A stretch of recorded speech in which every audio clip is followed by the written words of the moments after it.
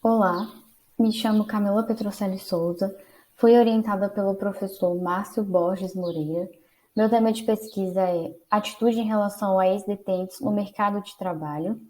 E falando um pouquinho sobre esse contexto, né, o Departamento Penitenciário Nacional, DPEM, em julho de 2021, ele colocou, né, que a população prisional do Brasil era de mais ou menos 800 mil presos, sendo que desses, 673 estão em celas físicas e 141 presos em prisão domiciliar.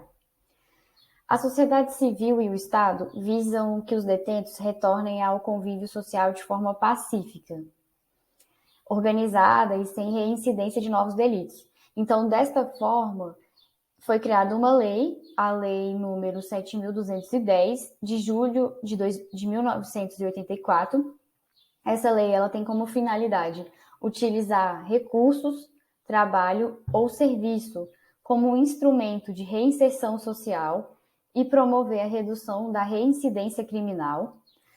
Porém, isso depende da atuação do Estado, porque, né, existe uma estigmatização da sociedade em relação ao ex-detento e o detento, que dificulta essa reinserção social e também no mercado de trabalho. Então, o indivíduo que já passou pelo presídio, muitas vezes a ele é negado, né, pelos empregadores a oportunidade de trabalho, pois o preconceito é fortemente predominante. Então, desta forma, né, Misael e Rose, 2017, vai falar um pouquinho sobre o preconceito, e esse preconceito, dentro da análise do comportamento, é compreendido como um comportamento.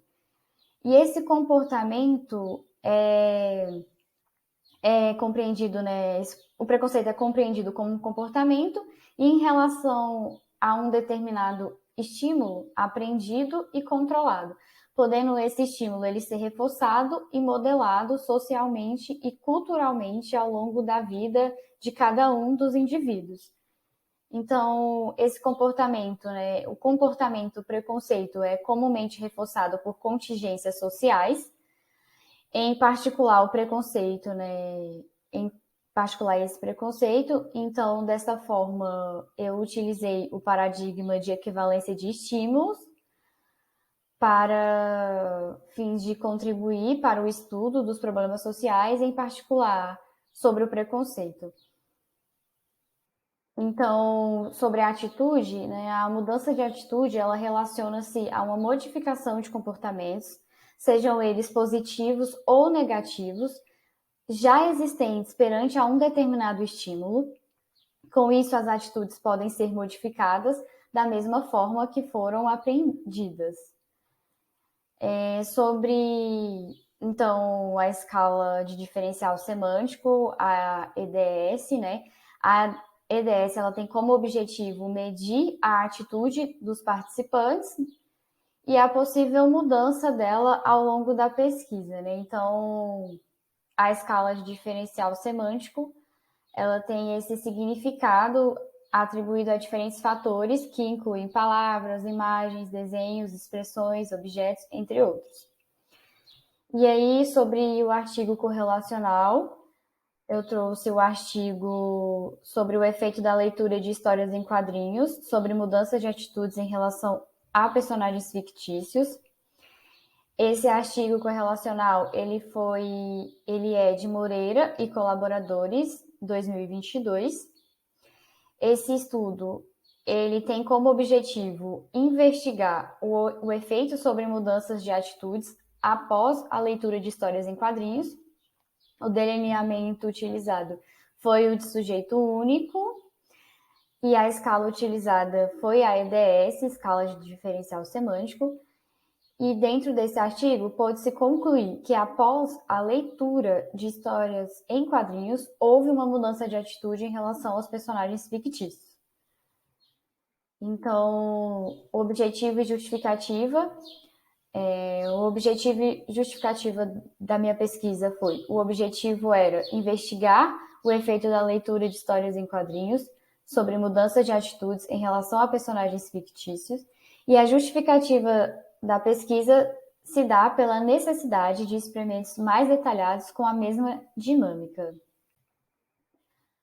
Como método, né? Então, sobre os participantes.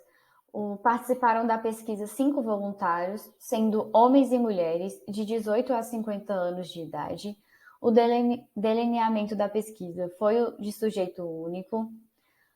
O local, né? O local da pesquisa foi o Google Meet e o Google Forms, onde foi realizado o experimento. O material foi computador e internet. Sobre os materiais, utilizei o software, a plataforma Pixton. Esse software foi utilizado para a montagem da história em quadrinhos. Utilizei também as plataformas, né? O WhatsApp, Google Formulários, Google Apresentações, o Google Meet e a escala de diferencial semântico. Estímulos usados da escala diferencial semântico. Então, o primeiro estímulo era CV. CV era o personagem vítima. Personagem CN1, que o personagem CN1 era o personagem neutro 1. Personagem CA, que era a agressora. E o personagem CN2, que era o personagem neutro 2.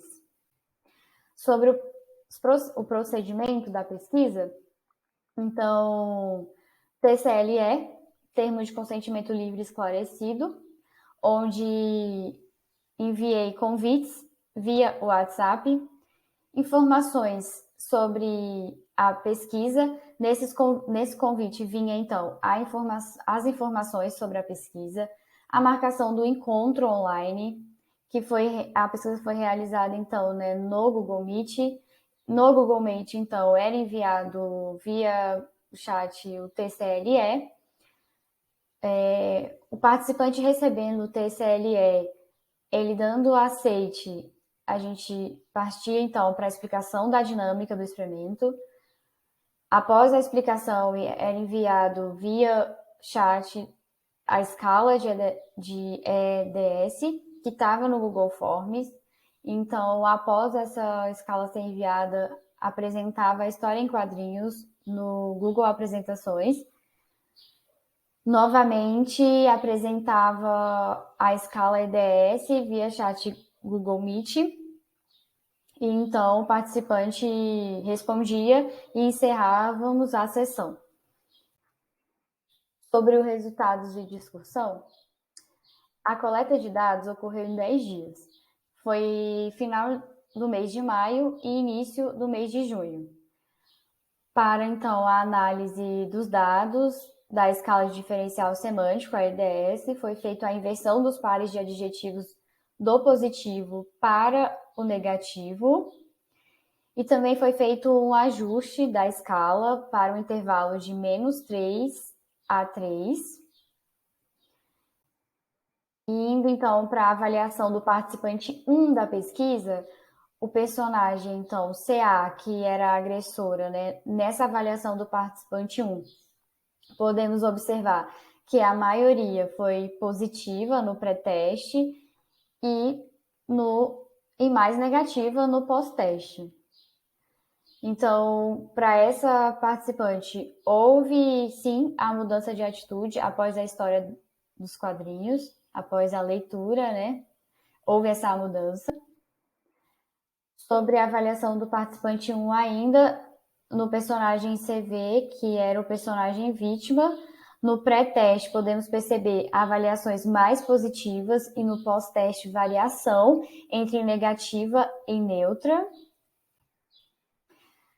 Trazendo um pouquinho da avaliação do participante 4, a gente pôde perceber, né, que a avaliação no personagem CN1, que era o personagem neutro 1 da história, a maioria foi negativa no pré-teste e mais positiva no pós-teste. E sobre a personagem CA, a agressora, na maioria positiva no pré-teste e mais negativa no pós-teste. Também houve mudança de atitude após a leitura da história dos quadrinhos.